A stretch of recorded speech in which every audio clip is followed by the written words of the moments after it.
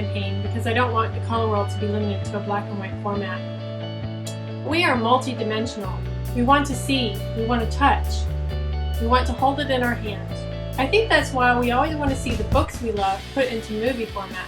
We know what's going to happen in the story, but we want to see new depths. And that's exactly how comic books started. There was no color TV, and there were limited special effects. People were limited to the written word. Comic books broadened our horizons and stretched our imaginations, and new ideas began to materialize.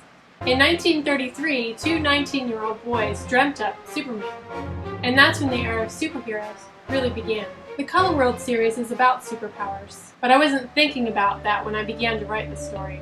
My dad had recently passed away from cancer, and something that my mom said in an email to me back when he was sick really stuck in my mind. In it, she described the helplessness that she felt during the times that my dad was in pain.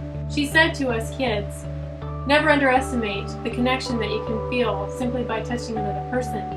I began to wonder what she described as a connection. What did that mean? How does touch connect us? And what would happen if you couldn't touch other people? And I thought about it so much that I actually ended up having a dream. And that's when Wendy was born. She's a 19-year-old girl, struggling to take care of her younger brother, go to school and make ends meet. In order to earn some extra cash, she goes to an allergy study, except things don't go quite the way she expected.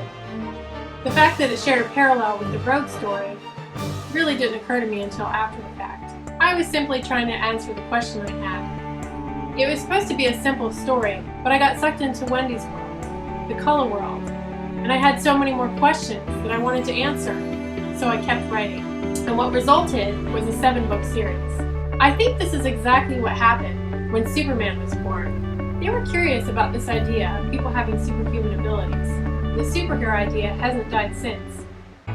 Ask yourself, why is it that every kid at one time or another wants to be a superhero? Kids kind of have an obsession with superheroes, wouldn't you say? And so I think that this demonstrates something about humanity, that we, in each of us, we have a fundamental and it's universal that we believe that there's something more in us than what we are now capable of. And I think that the fact that kids love superheroes so much is a testament to that fact. Colorworld is about exploring that question of if there really is something in us that is capable of more, how would we access it and where does it come from? And really that's the whole premise of the Colorworld series. It's not really about combat this supervillain or that supervillain. That's sort of a side story. The real story is what is the Colorworld, and is it a real thing? And is this something that we should take to heart that maybe we do have more in us than we realize? I want to know why, as we grow older, why we lose that belief that we used to hold so strongly as children. I think the question is heavy enough. The project needs to come off of the black and white page.